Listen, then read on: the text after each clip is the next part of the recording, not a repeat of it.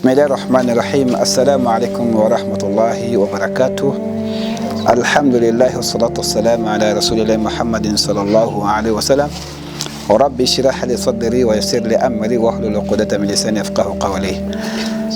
Nimeanza tena kumhimidi Allah subhanahu wa ta'ala na kumtakia ziada rehema na amani zimeendea kiongozi wa umma mtukufu wa daraja, mboni yetu, furaha yetu, kipenzi chetu Nabii Muhammad sallallahu alaihi wasallam, pamoja na watu nyumbani mwake na masahaba zake na Waislamu wote kwa jumla, Allahumma amin. Ndugu yangu mtazamaji mpendelevu wa channel yetu hii ya Upanga wa Radio Online TV, kwa mara nyingine tena katika part 3 ambayo tunakuletea kwa nini ni uache Uislamu. Ni kuombe kabla sijaingia tena kwenye nukta, wewe ambaye bado hujajiunga na mitandao yetu ya kijamii Facebook, YouTube na TikTok, kuweza kushare na kusubscribe YouTube channel yetu hii na kulike na kucomment ili kuweza kupeperushia watu wengine.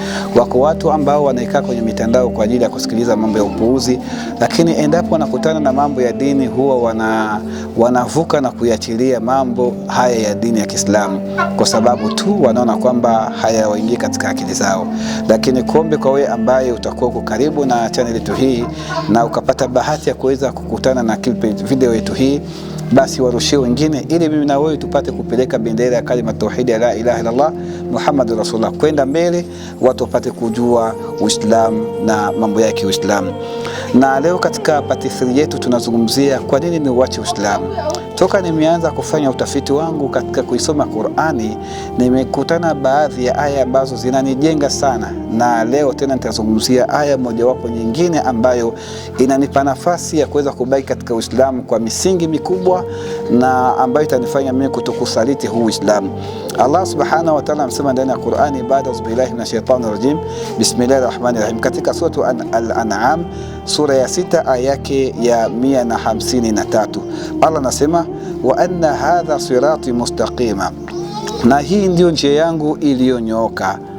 Allah anatosha kwamba hii njia ambayo tumezungumza mwanzoni, ambayo ni njia ya Uislamu, Allah anasema kwamba hii ndio njia yangu ambayo imenyooka, fattabi'uhu, basi hii njia ifuateni, ambayo ndio njia yake Allah subhanahu wa ta'ala. Wala tattabi'u subula, wala msifate njia nyingine kinyume na hii Uislamu, fatafarraqa bikum an sabili, fatafarraqa bikum an sabili. Hizo njia mtakazozifuata zitakuondoeni katika njia ya haki ambayo ni yake Allah subhanahu wa ta'ala.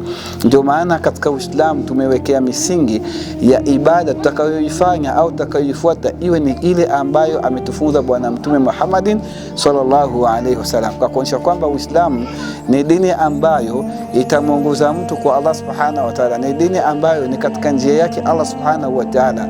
Na hii ni challenge kubwa ambayo huwa tunawapa Wakristo, kuonyesha kwamba wanachokifuata wao ni kinyume na Qur'an, ni kinyume na Uislamu. Na ndio maana utakapokuwa unauacha huu Uislamu, basi ile kwamba utakuwa umepotea njia ya haki ambayo ni njia yake Allah subhanahu wa ta'ala.